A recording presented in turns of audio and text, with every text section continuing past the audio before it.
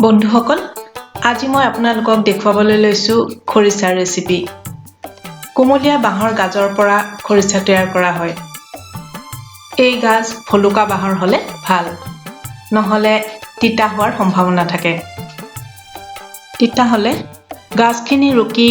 নিখাটোৰ বাবে পানীত তিয়াই থৈ ৰাতিপুৱা পানীখিনি পেলাই দিলে তিতা ভাব গুচি যায় বুলি কোৱা হয় এতিয়া মই বাঁহ গাজ এটাৰ ওপৰৰ বাকলি গুচাই লৈছো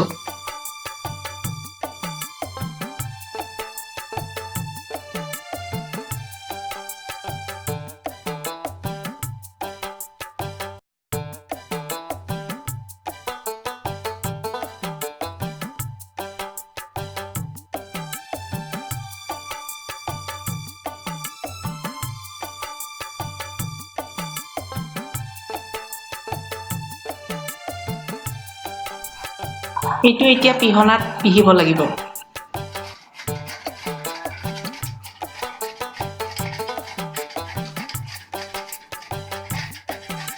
মোৰ মায়ে খৰিচা বনাবৰ বেলিকা গাজটো খুন্দনাত খুন্দি লৈছিল আপুনি মিক্সিটো গ্ৰাইণ্ড কৰি ল'ব পাৰে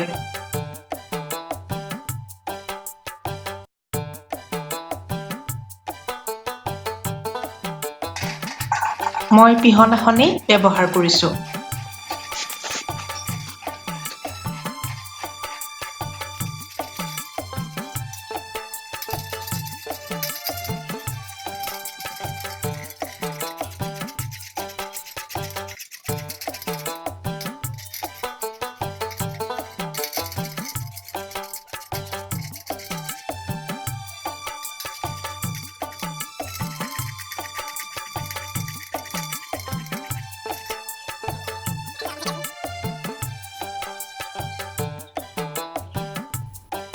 এয়া মোৰ গাজ ৰুকা হ'ল এতিয়া মই ইয়াত ভোট জলকীয়া আৰু ঠেকেৰা কেইটুকুৰামান দি এই ৰুকাখিনি আইনাৰ বটল এটাত ভৰাই থম আমাৰ আইতাহঁতে বাঁহ গাজখিনি ৰুকি মাটিৰ কলহত ভৰাই থৈছিল ঠেকেৰা নিদিলেও খৰিচা হ'ব পাৰে কিন্তু ঠেকেৰা কেইডোখৰমান দিলে খৰিচাখিনি সোনকালে হয়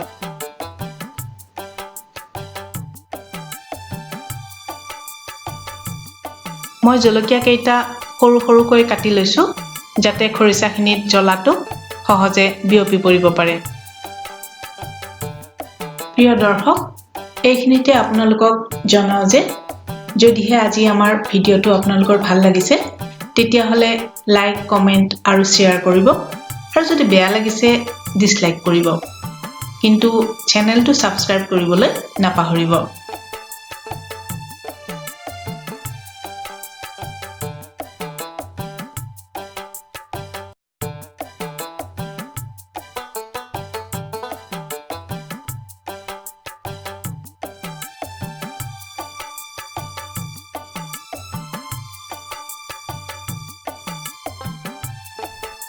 মই ঠেকেৰা আৰু ভোট জলকীয়াৰ সৈতে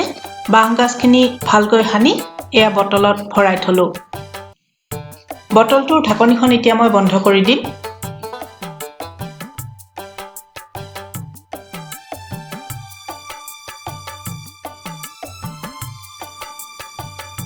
এই হাফৰ 7 দিনমান মই নুখুলো